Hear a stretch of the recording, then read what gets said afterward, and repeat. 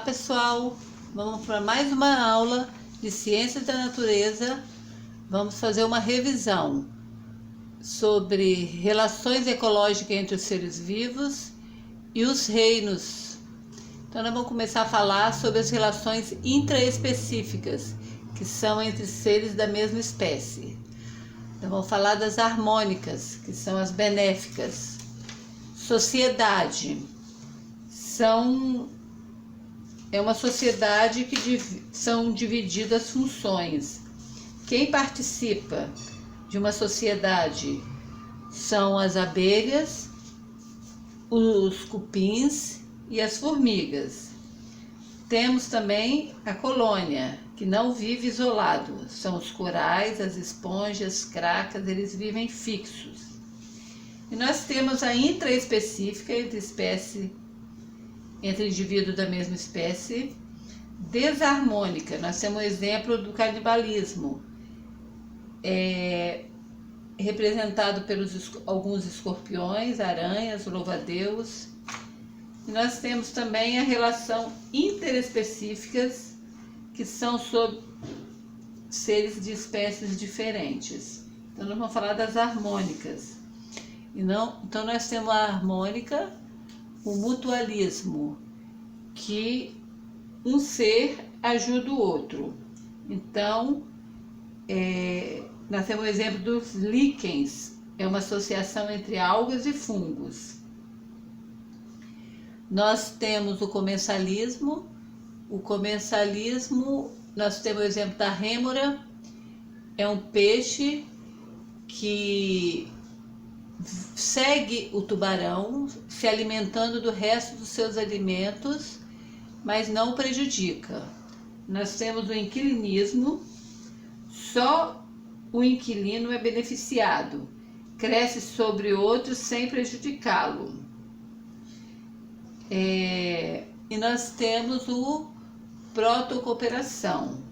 A protocooperação, nós temos um exemplo do anu e o boi. Os dois, um ajuda o outro. O anu se alimenta do parasita do boi e o boi se vê livre dos parasitas. Nós vamos falar agora das relações interespecíficas harmônicas. Interespecífica. Agora vamos falar da desarmônica. Desarmônica, nós temos o predatismo, que um se alimenta do outro. Interespecíficas são espécies diferentes. O parasitismo, que o parasita prejudica o hospedeiro. E a competição. Eles competem por alimentos e sempre um sai prejudicado. Vamos falar agora dos 5 reinos. Nós temos o reino Monera, o reino Protista, o reino Fungi, o reino Animal e o reino Vegetal. Então vamos começar falando sobre o Monera. São seres procariontes, ou seja, a célula não contém núcleo organizado.